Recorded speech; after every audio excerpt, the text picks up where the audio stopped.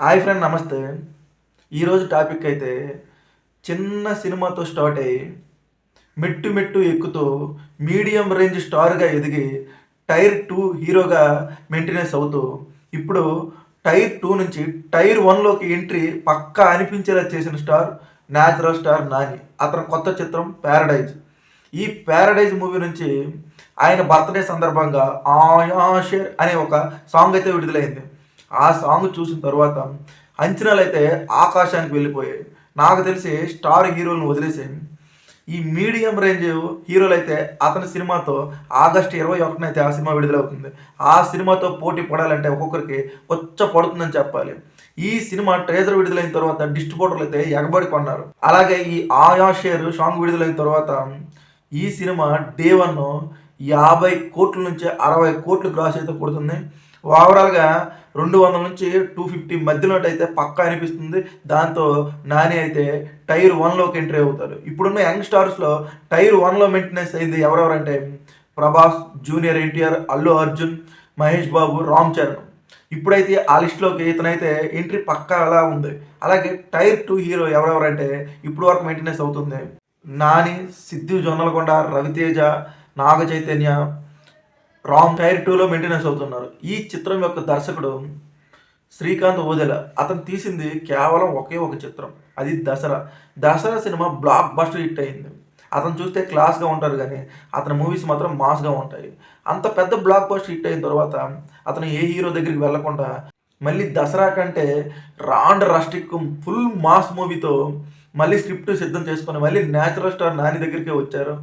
ఆ script okay చేసిన తర్వాత ఈ చిత్రానికి ప్యారడైజ్ టైటిల్ అయితే పెట్టారు. అయితే అందరూ అనుకున్నారు ప్యారడైజ్ బిర్యానీ పాయింట్ ఏంటి అసలు, ఏదో అంటే న్యాచురల్ స్టార్ అంటే మనకి ఎలా ఉంటుందంటే ఆయన అన్ని క్లాస్ చిత్రాలు అక్కడక్కడ మాస్ ఈ విధంగా ఉంటుంది అని అందరూ అనుకున్నారు. కానీ ఎప్పుడైతే నాని జడలతో ఉన్న లుక్ విడుదల చేశారో ఆ గ్లిమ్స్ చూసిన తర్వాత ప్రతి ఒక్కరూ షాక్ అయిపోయారు.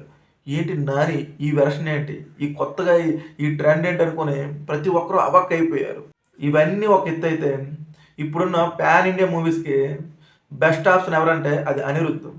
మరి అలాంటి అనిరుద్ధ్ మ్యూజిక్ అంటే గూస్ బంప్స్ ఒక్కొక్కరికి వస్తాయి. ఆయన ఎప్పుడైతే గ్లిప్స్లో డూమ్ డూమ్ డూమ్ డూమ్ అని వచ్చిందో ఆహా మళ్ళీ బ్లాక్ బస్టర్ ఆల్బమ్ రెడీ అని అందరూ అనుకున్నారు.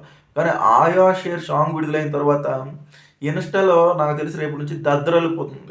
మెట్టు మెట్టు ఎక్కుతుంటే ఆయా షేర్ అంటూ సాంగ్ అయితే వేరే లెవెల్ అని చెప్పాలి. అయితే అనిరుద్ధ్ చిన్న మార్పు చేశాడు. ఇప్పటివరకు తెలుగులో పెద్ద పెద్ద హీరోలతో అతని చిత్రాలు చేశారు. పవన్ కళ్యాణ్ గారితో అజ్ఞాతవాసి, జూనియర్ ఎన్టీ గారితో దేవర, నానితో గ్యాంగ్ లీడర్.